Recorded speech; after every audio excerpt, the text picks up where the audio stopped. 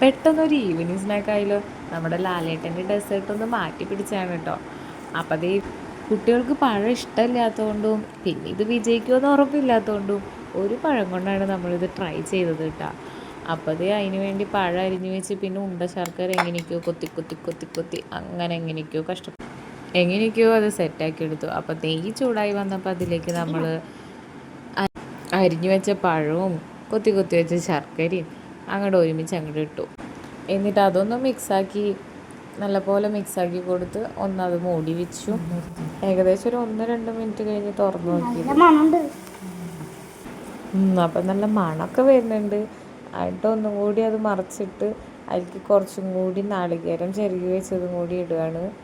പിന്നെ അതൊന്ന് മിക്സ് ചെയ്ത് അതിൻ്റെ കൂടെ തന്നെ വെള്ളവൽ ഇരിക്കുന്നുണ്ടായിരുന്നു. അപ്പോൾ അതും കൂടി ഇട്ടൊന്ന് മിക്സ് ചെയ്ത് കുറച്ച് നേരം മൂടി വെച്ചിട്ടുണ്ടായിരുന്നു. അത് വീഡിയോ എടുക്കാൻ പറ്റിയില്ല. അപ്പോൾ ഇതാണ് നമ്മുടെ റെസിപ്പി. അപ്പോൾ വീഡിയോ ഇഷ്ടമായ എല്ലാവരും സബ്സ്ക്രൈബ് ചെയ്യാൻ മറക്കല്ലേ. അപ്പം ഇഷ്ടമായ മതി, ഇത് കേട്ടാൽ മതി.